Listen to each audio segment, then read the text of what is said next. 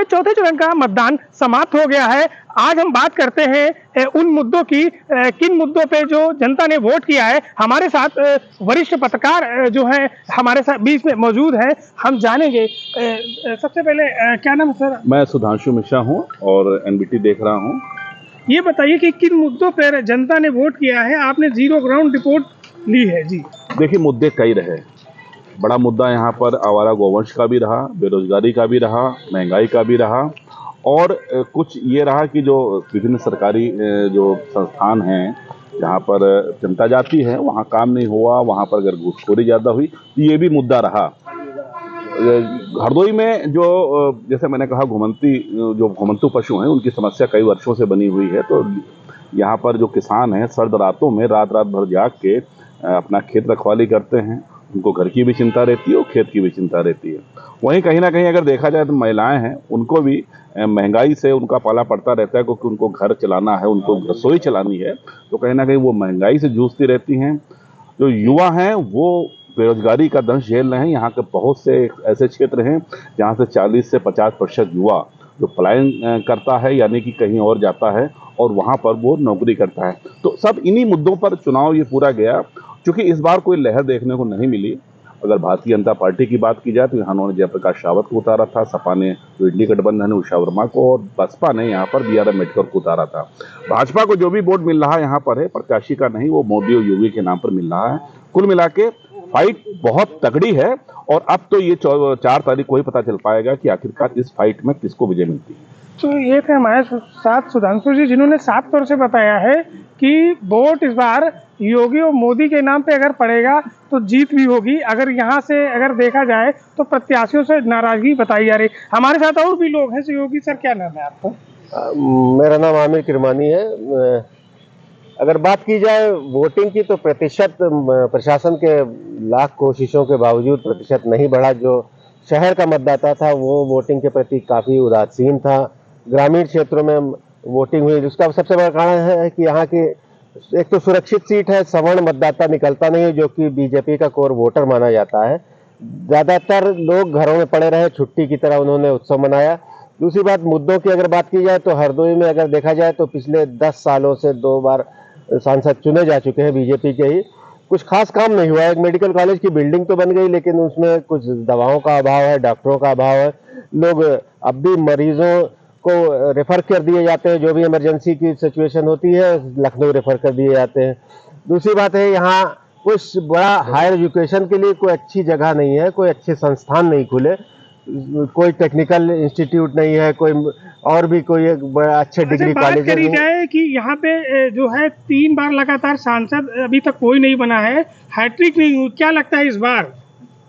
देखिए, हैट्रिक की जहाँ तक बात की जाए कि कौन बनेगा इस पर भविष्यवाणी नहीं की जा सकती, लेकिन बहुत अच्छा चुनाव हुआ है, बहुत काटेगा। जो मोदी और योगी के लोग कसीदे पढ़ रहे हैं, उन्होंने भी वोट नहीं दिया ऑन कैमरा या पब्लिक में पूछने पर ज़रूर बता देते हैं, लेकिन बहुत से लोगों की नाराज़गी देखने को मिल सकती है। अगर हरदोई में जैसे 5 विधानसभा सीटों को मिलकर हरदोई सुरक्षित सीट बनी है, तो हरदोई सदर और सवाईजपुर में अगर बीजेपी अच्छी लीड लेकर आती है तो सीट बीजेपी की निकल सकती है। और अगर बाकी 3 जगह समाजवादी पार्टी गठबंधन प्रत्याशी ने बहुत अच्छा चुनाव लड़ा है, अगर वहाँ वो लीड अगर उस पर हावी हो गई तो समाजवादी पार्टी भी सीट जीत सकती है। हम और लोगों से बात करेंगे क्योंकि हमारे साथ सीनियर पत्रकार हैं, सारे अपनी अपनी राय रख रहे हैं कि मुद्दे क्या है। तमाम मुद्दे हैं, कहीं बेरोजगारी का मुद्दा है, कहीं 400 पार है। सर ये बताइए, क्या नाम सर आपका, और किन मुद्दों को लेकर, जैसे बीजेपी कह रही 400 पार, तो कितना पार होगी थी? कलीमुल्लाह फारूकी मेरा नाम है। इस लोकसभा चुनाव में मोदी करंट या मोदी लहर नाम की कोई चीज़ नहीं दिखने को मिली, और शिक्षा, बेरोजगारी, विकास मुख्य मुद्दे रहे। हालांकि हिंदू मुस्लिम, मंगलसूत्र, गाय गंगा, ये सब मुद्दे भाजपा ने चुनाव को गर्म करने की कोशिश की, लेकिन यहाँ पर भाजपाइयों की एकजुटता भाजपा प्रत्याशी की कमज़ोर करने का प्रमुख कारण रहा। यदि किन्हीं अपरिहार्य कारणों से भाजपा चुनाव यहाँ पर हारती है तो उसके लिए यहाँ भाजपा संगठन को दोषी ठहराया जाएगा, क्योंकि भारतीय जनता पार्टी पूरे चुनाव में एकजुट कहीं पर नहीं दिखाई दी है। हर विधानसभा क्षेत्र में किसी न किसी नेता एक दूसरे के विरोध में खड़े नजर आए। कोई जिस नेता की तारीफ केंद्रीय गृह मंत्री अमित शाह ने मंच पर की, उसको यहाँ के तमाम पदाधिकारी पसंद भी नहीं करते हैं। क्यों नहीं पसंद करते हैं, ये उनका अपना आंतरिक मामला है। लेकिन ये चुनाव फिलहाल कड़ा कांटे की टक्कर का दिखाई पड़ रहा है। तो बीजेपी में भी फूट दिखाई पड़ रही है। अब फिर मुद्दे क्या रहे हैं, जो मुद्दे पे जो लोगों ने वोट किया है, किस तरीके से रिजल्ट रहेंगे? देखिए, बीजेपी में फूट ये दिखाई पड़ रही है कि यहाँ पर बीजेपी के एक बड़े नेता है जिनका पूरे जिले में वर्चस्व है, और वो अपने जिले 8 विधानसभा क्षेत्र में जब रैली करने जाते हैं, जनसभा करने जाते हैं, तो संबंधित विधायकों का कहना है कि अमुक नेता हमारे क्षेत्र में हस्तक्षेप कर रहे हैं। तो यही कारण है, और तमाम जिला स्तरीय अधिकारी भी उनके विरोध में खड़े हुए नजर आते हैं। मुद्दे जहाँ तक है वही शिक्षा है, बेरोजगारी है, मेन मुद्दे यहीं पर हैं। तो ये थे हमारे साथ फारूकी जी, सीनियर पत्रकार हैं, जिन्होंने जीरो ग्राउंड पर रिपोर्ट करी, और लोगों से बात करेंगे। क्या नाम है आपका? सौरभ त्रिपाठी नाम है। त्रिपाठी जी, ये बताओ, आपने क्षेत्रों में भी काम किया है, तो किस तरीके से देखा है, क्या लोगों के मुद्दे हैं, किसको लेकर उन्होंने वोट किया है? देखिए, मुद्दे की अगर बात करें, युवाओं के लिए बेरोजगारी, किसानों के लिए आवारा पशु, व्यापारियों के लिए जीएसटी और महंगाई, ये मुद्दे हावी रहे हैं। हालांकि अगर बात करें, युवा जो था काफ़ी कम निकला है मतदान करने के लिए। किसान भरपूर मतदान किया है कि उनको किसानों आवारा जो पशु हैं उनसे परेशानी थी। व्यापारी वर्ग जो शहर का था वो मतदान करने के लिए काफ़ी कम निकला है। शहर का जो परसेंटेज था वो काफ़ी कम रहा। प्रशासन की अगर बात करें, प्रशासन ने एड़ी चोटी का जोड़ लगाया परसेंटेज बढ़ाने के लिए, लेकिन परसेंटेज पुराने के मुकाबले ही रहा। काफ़ी प्रयास किए गए लेकिन परसेंटेज बढ़ता हुआ नहीं दिखा। चुनाव जो टक्कर है वो सपा और बीजेपी दो ही में है। सपा से जो गठबंधन प्रत्याशी उषा वर्मा थी, बीजेपी से यहाँ जयप्रकाश रावत थे। जयप्रकाश रावत लगातार कई बार के सांसद हैं, उनका विरोध इस बार काफ़ी था। जनता ने भी काफ़ी विरोध किया। हालांकि जनता के साथ साथ उनके पार्टी के लोग भी इस बार विरोध में थे, ऐसा नहीं है। तो हरदोई में 9 विधानसभा है। 9 विधानसभाओं में अगर बात करें जनसभा की, जनसभा में तो विधायक दिखाई पड़े, लेकिन फील्ड पे कोई विधायक वोट मांगते नहीं दिखाई दिया। सांसद जी को जिताने के लिए विधायकों ने सीधे सीधे मना किया कि हम अपनी फिजा नहीं खराब करेंगे। सांसद जीतने के बाद क्षेत्र में नहीं आते हैं, अगर क्षेत्र में नहीं आते हैं तो विधायकों की भी इसमें फिजा खराब होगी। क्या लगता है कि इस बार जो 2 सीटों पे कांटे की टक्कर है कुल मिला के? परिणाम क्या है? परिणाम 4 तारीख को ही आएंगे, लेकिन मुकाबला काफी कड़ा है। और हम लोगों से जानेंगे, हमारे साथ कुछ सीनियर पत्रकार हैं। क्या नाम है आपका? अरविंद तिवारी। ये बताइए कि जो जनता ने इस बार वोट किया है, 4 जून को खुलना है, तो क्या परिणाम रहेंगे, किस तरीके के रहेंगे, किस चीज को लेकर मतदान किया गया है इस बार, क्या मुद्दे रहे? आज़ादी के लगभग 75 वर्ष हो गए। ठीक, अब जो पार्टियां ये सोच रही हैं कि हम धर्म के नाम पर वोट ले लेंगे, वो दौर चला गया। आज शिक्षित समाज है, हर व्यक्ति जानता है अपना और पराया और अच्छा और बुरा। अगर भाजपा की बात करें, 10 वर्ष लगातार यहाँ सांसद रहे जयप्रकाश जी, जिनको तीसरी बार थोपने की जरूरत क्या थी? इनको फिर पुनः थोप दिया गया। क्या हरदोई की जनता की राय जानी गई? इन्होंने पूरे अपने कार्यकाल में जनता के बीच नहीं गए, चुनाव के दौरान मंचों से भाषण दिए, जनता के बीच नहीं गए। आखिर किस बात का डर था? और रही बात विकास की, हरदोई में कौन सा विकास किया? मेडिकल कॉलेज बन गया तो वहाँ सुविधाएं नहीं है। अगर बात करें डिस्ट्रिक्ट हॉस्पिटल की, तो वहाँ मेडिको लीगल कराने के लिए लोगों को सीतापुर जाना पड़ता है। अगर बात करें शिक्षा की, तो एक कृषि महाविद्यालय का निर्माण कराया गया था बिलग्राम चुंगी पर, जो कि सपा सरकार में हुआ था और आज तक उद्घाटन नहीं हो पाया। ट्रामा सेंटर समाजवादी पार्टी की सरकार ने बनाया था, आज तक ये उद्घाटन नहीं कर पाए।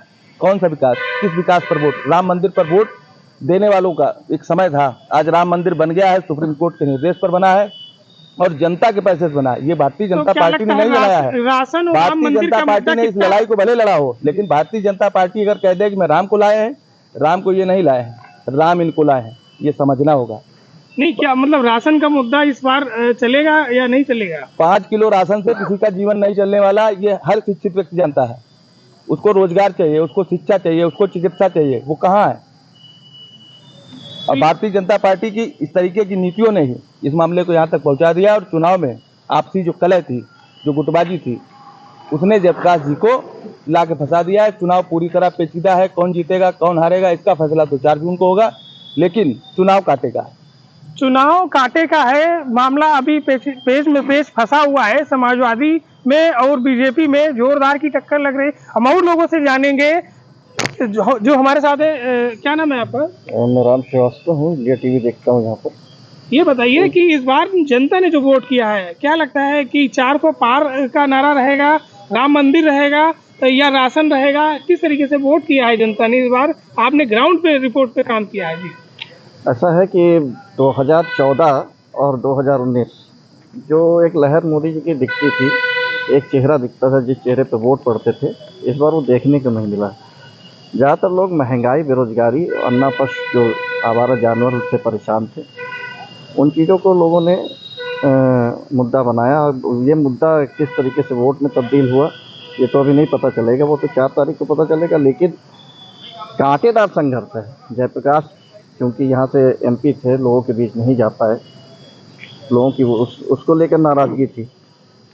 काफ़ी नाराज़गी दूर करने का बीजेपी के नेताओं ने प्रयास किया है। कांटेदार संघर्ष है और देखिए क्या होता है 4 तारीख। अच्छा, बीएसपी ने भी यहाँ लोग आए हैं अम्बेडकर लड़ने, बीएसपी का कितना प्रभाव पड़ेगा? बीएसपी का मेरे ख्याल से बहुत ज़्यादा प्रभाव नहीं है। सीधी सीधी लड़ाई सपा और बीजेपी में दिख रही है। और भी लोग जानेंगे उनसे मुद्दे जो रहे हैं, किन मुद्दों को लेकर जनता ने वोट किया है। 4 जून को खुलना है और क्या इस बार बीएसपी का फंडा चलेगा, सपा का फंडा चलेगा या फिर योगी और मोदी का फंडा चलेगा?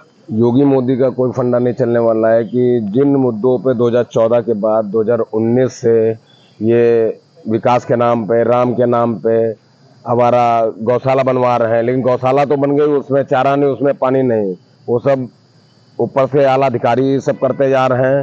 रोजगार के लिए यहाँ के लोग अपना उत्तराखंड, दिल्ली, पंजाब, हरियाणा लोग काम कर रहे हैं। और रही बात अगर यहाँ पे देखा जाए किसी का फंडा, तो जो यहाँ पे बसपा से भीमराव अम्बेडकर जी आके खड़े हो गए हो, तो इनका सबसे ज़्यादा नुकसान होने वाला है भाजपा को। भाजपा जो यहाँ के प्रत्याशी रहे, वो इससे पहले भी यहाँ पे सांसद रहे, वो जनता के बीच में नहीं गए, जनता उनको नहीं जानती है। किसी ने कुछ कहा कि हम अपने उनके नाम से वोट देना चाह रहे हैं, लेकिन उन्होंने भाजपा को वोट नहीं दिया। लोग सपा की ज़्यादा यहाँ पे चर्चाएं कर रहे हैं और इस बार वोटर साइलेंट रहा है, उसने दिल खोल के मन से कुछ नहीं कहा मैंने किसको वोट दिया। बाकी 4 जून को पता चलेगा। लेकिन मुद्दे की बात रही तो भाजपा का यहाँ पे तो नहीं लग रहा है कि शायद हरदोई की 2 सीटें हैं, दोनों साफ हो सकती हैं भाजपा से। हम और लोगों से भी जानेंगे। क्या नाम है आपका? विराट सिंह नाम है, इंडियन रिपब्लिक देखता हूँ हरदोई से। और इस बार जो चुनाव हमने देखा है वो किसी बार चुनाव ऐसा नहीं हुआ है। वोटर के मन में क्या चल रहा था, ईवीएम में क्या गुल खिलाया उसने, कोई नहीं जानता है। उसने किस तरीके से मतदान जो किया है कोई समझ ही नहीं पाया। कोई पार्टी, पहली बात तो मुद्दे की बात कर लें हम, मुद्दे बीजेपी सरकार ने ऐसे कौन से मुद्दे छोड़े नहीं हैं, सारे मुद्दे हैं। 2000 रुपये किसान को नहीं चाहिए, जो हमने रिपोर्टिंग की है ग्राउंड पे जाके, किसानों को 2000 रुपये नहीं चाहिए, राशन नहीं चाहिए, उसको एक अच्छी सरकार चाहिए। क्या पहले सरकार नहीं चलती थी? पहले भी सरकारें चलती थी। किसानों का कहना है कि जो गौवंश वाली समस्या चल रही है वो नहीं चाहिए हमें। पिछली बार भी गौवंश को लेकर तमाम मुद्दे उठे लेकिन सरकार बनी। इस बार किस तरीके से आपने देखा, लोगों को बीच में गए आप? इस बार जब बीच में हम गए हैं, जब मतदान हो रहा था, वहाँ पे लोगों से हमने बात भी की है, लेकिन वोटरों ने कुछ खुल के नहीं बोला। उसने सीधे बोला है कि सरकार बदलनी चाहिए, सरकार बदलना, देख परिवर्तन चाहते हैं लोग, जनता परिवर्तन की बात करी है पत्रकार लोगों भाई साथियों ने। और बात करते हैं, युवा पत्रकार है, क्या नाम है आपका? उबैद खान नाम है हमारा। ये बताओ कि इस बार जो जनता ने वोट किया है किन मुद्दों को लेकर किया है? इस बार जनता साइलेंट थी। इसने वोट जो किया है वो युवाओं ने बेरोजगारी के नाम पर किया है, किसानों ने छुट्टा गौवंश और महंगाई के नाम पर। गरीब जो है महंगाई से पीड़ित है, उसने महंगाई के नाम पर वोट किया है। तो इस बिना पर इस बार जो वोटर है वो साइलेंट रहा और वोट जो है बोलता रहा कि भाजपा भाजपा, और लेकिन अंदर खाने विपक्ष में वोट देकर आया। ऐसा देखने में आया है। और लोगों ने, जैसे कि 5 किलो राशन की बात होती है, तो 5 किलो राशन आदमी को नहीं इतना जरूरतमंद है। आदमी चाहता है कि हमें, हमारे बच्चों को जो है, युवाओं को नौकरी मिले। नौकरी मिलेगा तो उसके परिवार पूरा सेट हो जाएगा, ना कि 5 किलो राशन में उसके परिवार का भरण पोषण हो जाएगा। तो ये सरकार है पेपर लीक के नाम पर मशहूर हो गई है। कानपुर में अभी पेपर लीक हुआ है, तो इस वजह से जो है लोग परेशान है। युवा तो वाकई में बहुत परेशान है। तो वो चाहता है कि इस बार सरकार बदले, और सरकार जब बदलेगी तो उसे नौकरी मिलेगी।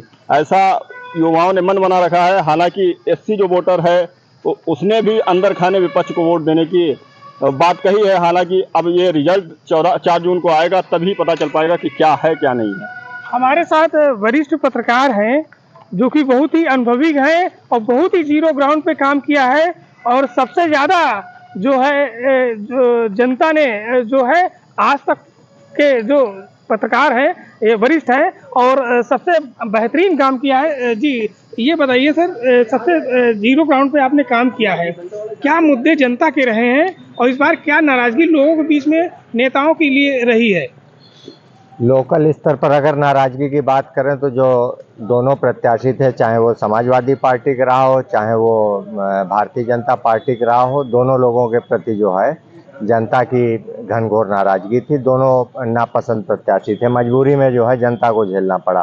दूसरी बात, जो मुद्दे थे वो बेरोजगारी का मुद्दा जो है ज़्यादा बड़ा दिखाई पड़ा, और जो एक ये बीच में संविधान बचाने का जो मामला आया था, इसने भी जो है काफ़ी कुछ जो है चुनाव में अपना जो है रोल अदा किया है। तो ये बताइए कि जैसे इस बार जनता जो है किस तरफ जा रही है, क्या आपने देखा इन चीज़ों को लेकर कि जनता ने किस तरीके से वोट किया है? बड़ा साइलेंट वोट रहा इस बार। चुनाव में उत्सुकता नहीं थी, चुनाव में उत्सुकता नहीं थी तो ये, और दूसरी बात जो वोटिंग का परसेंटेज जो है 55, 56, 57% रहा है, ये भारतीय जनता पार्टी के लिए थोड़ा सा मुफीद है कि इसमें जो है भारतीय जनता पार्टी को जो है कुछ राहत मिल सकती है। दूसरी बात यह है कि जो ग्राउंड रियलिटी थी उसमें मतलब ना राम मंदिर का जो मुद्दा था वो कहीं भी जो है मंच के अलावा वो पब्लिक ज़मीन पर कहीं नहीं दिखाई पड़ा।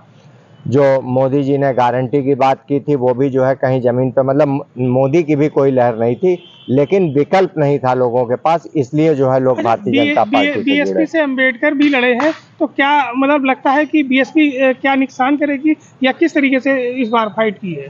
पीएसपी ने नुकसान जो है समाजवादी पार्टी का किया है, और उतनी ही संख्या में जो है थोड़ा सा कम जो है भाजपा को भी नुकसान किया है।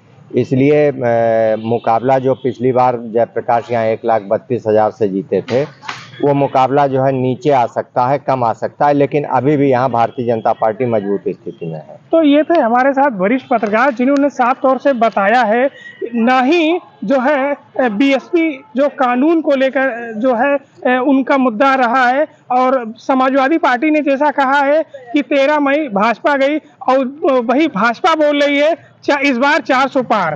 तो 4 जून को सारे परिणाम आ जाएंगे, किसकी सरकार बनती है ये देखने वाली बात होगी।